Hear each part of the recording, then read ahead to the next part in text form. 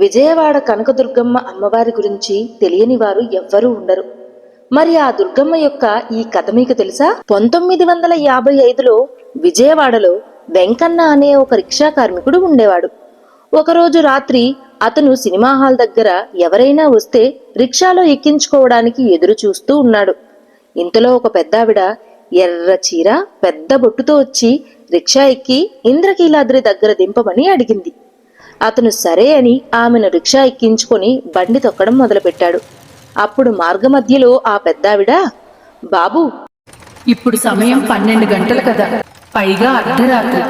దుర్గమ్మ గ్రామ సంచారం చేస్తుంది కదా, నీకు భయం లేదా అని అడిగిందట. అప్పుడు వెంకన్న, మనమంతా ఆ తల్లి బిడ్డలు, తల్లి దగ్గర బిడ్డలకు భయం ఎందుకు అని అన్నాడట.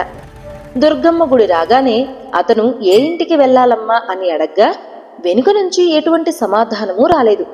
అదేంటి అని వెనుకకు తిరిగి చూడగా రిక్షాలో పెద్దావిడ కనిపించలేదు. చుట్టూ చూశాడు. పక్కనే ఉన్న అమ్మవారి గుడిమెట్లు ఎక్కుతూ కనిపిస్తుంది ఆ పెద్దావిడ. అతను, అమ్మా, డబ్బులు ఇవ్వకుండా వెళ్తున్నారేంటి అని అడిగాడట. అప్పుడు ఆమె, నీ తలపాగాలో పెట్టాను చూడు అని చెప్పిందట. వెంకన్న తలపాగా తీసి చూడగా అందులో కనకదుర్గ అమ్మవారి బంగారు గాజు 10 రూపాయలు ఉన్నాయి. అప్పుడు అతడు మళ్ళీ ఆమె కోసం చూడగా అక్కడ మళ్ళీ ఆమె కనిపించకుండా పోతుంది. అప్పుడు అతనికి అసలు విషయం అర్థమవుతుంది. వచ్చింది ఆ అమ్మలగన్న అమ్మ కనకదుర్గమ్మ అని. అప్పుడు అతను ఆశ్చర్యంతో బిగ్గరగా అరవడం ప్రారంభించాడు. దాంతో చుట్టూ ఉన్న వాళ్ళు వచ్చి ఏమైంది అని అడగ్గా అతను జరిగిన సంఘటన గురించి వివరించి చెప్పాడు.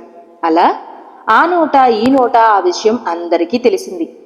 అలా అమ్మవారు ఇప్పటికీ కూడా గ్రామ సంచారం చేస్తుంటారని, కొన్నిసార్లు రాత్రి వేళల్లో కొండల్లో గజ్జల చప్పుడు వినిపిస్తుందని భక్తులు చెప్పుకుంటుంటారు.